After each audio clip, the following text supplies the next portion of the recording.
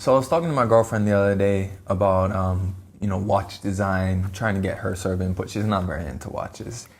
And she said, I kind of like sort of those more fashion watches, like Bulgari. And I was like, Bulgari isn't a fashion watch, baby. Like I went into explaining to her, everything about the Octo Finissimo, about breaking records with the movements, about the Genta input, about their using of FPGA movements, the whole thing.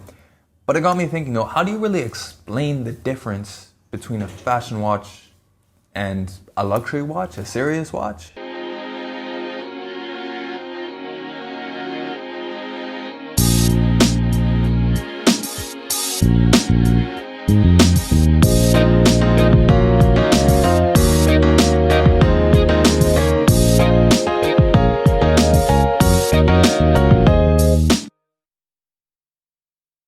Hi everyone and welcome to Shaluso, and today, yes, we are talking about fashion watches.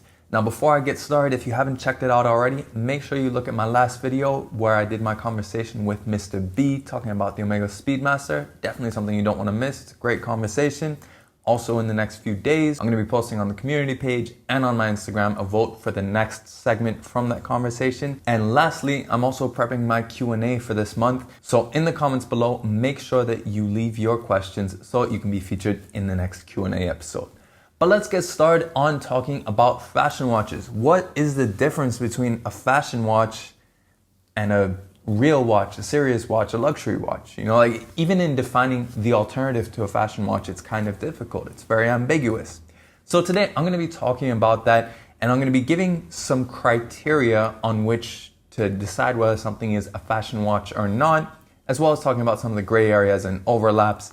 At the end of the day, like everything in watches, this is largely about opinions, trends, and tendencies, not so much hard and fast rules, because at the end of the day, every collector has their own perspective.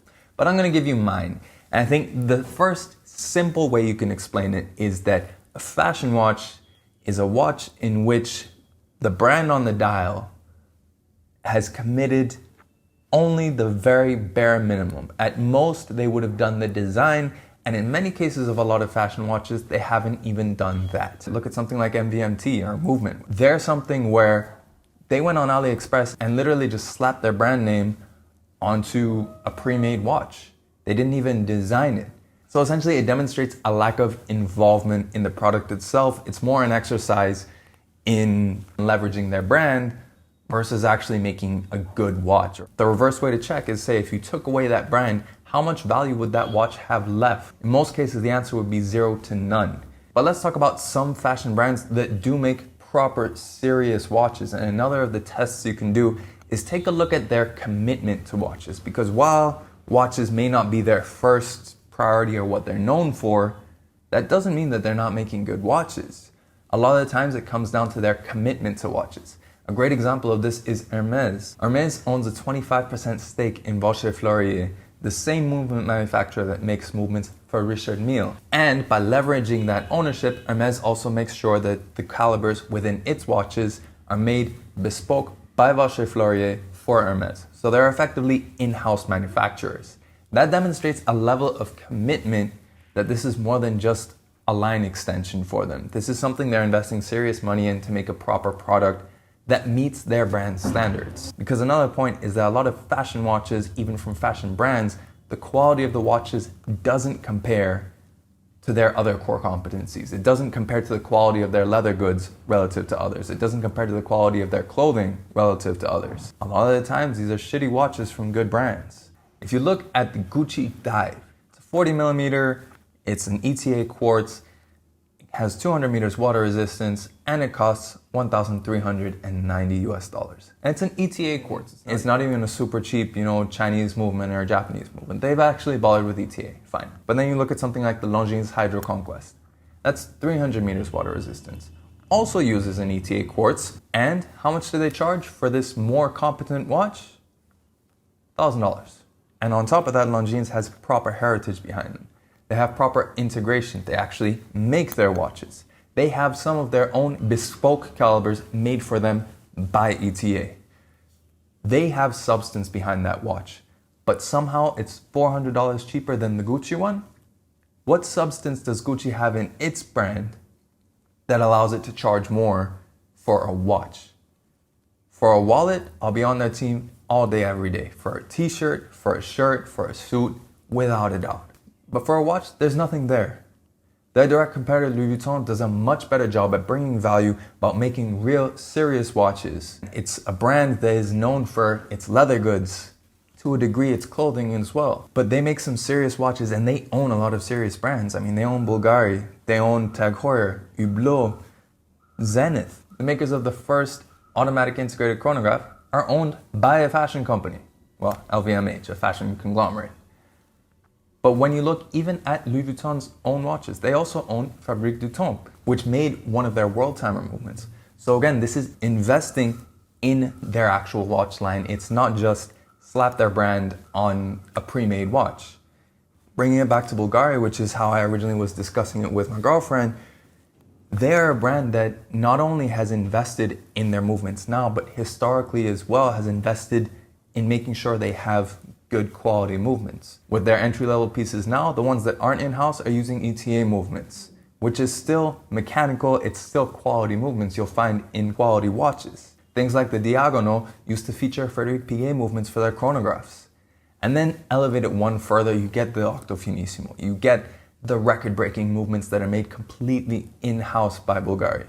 And then look at their history, which is another core component of whether you can take a watch brand seriously. How much history does it have? How much have they contributed to watches in general?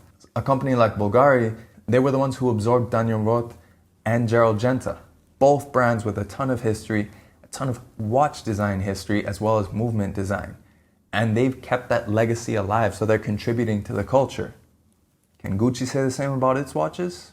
Probably not. So that's the basic criteria and a few examples of fashion brands that make quality watches, which answers one of the first questions, which is, can a fashion brand make a proper watch? Without a doubt. With enough money and enough commitment, they can. But what about proper luxury brands? Can they make fashion watches as well? Can a watch be a fashion watch and a luxury watch? In my view, yes. If you look at something like Richard Mille, look at something like a lot of the hot Rolex pieces right now. Those are as much fashion accessories and fashion icons as they are proper watches. However, the distinction is that if you take away their hype, if you take away the excitement about them, they still have some substance behind them. If you take off the Rolex crown, if you take off the name Richard Mille, there's still the technology to develop those components. There's still the technology to develop the movements. In the case of Richard Mille, the different composites and construction that they use. There's still some substance there beyond the $10 movement and some fake gold plating. So the biggest test you have to do when you're considering this is take away the brands, take away trends. Does this watch have any substance to it? And what are they charging relative to that substance that's left over? That's how you can tell between the difference of a marketing exercise or a product extension versus a real watch. Because that's what fashion watches are at the end of the day. They're exercises in marketing and they're just product extensions. So that's just my perspective at least. I'd love to know your perspective on fashion watches. What's your criteria for what is a fashion watch, what isn't? How do you determine it? Do you even buy into the idea? Maybe you disagree with me that a brand like Louis Vuitton, for example, can make an actual serious watch. Do you buy into the idea that perhaps some brands that are proper watchmakers can make fashion watches as well? In any case, I'd love to know your thoughts in the comments below. And don't forget to also add in your questions for the next Q&A episode and vote and participate on my Instagram and in the community page for the next video to come from my conversation with Mr. B. And if you like this video, make sure you like it and share it. And of course, if you want to see more pictures and infographics of the watches featured throughout this video and all my other ones, make sure you follow me on Instagram @Shaluso. And if you want to keep seeing new watch videos, make sure you subscribe to the channel and hit that notification bell as well so you know when the next video comes up. And last but not least, thank you for watching this video, and we'll catch you on the next one.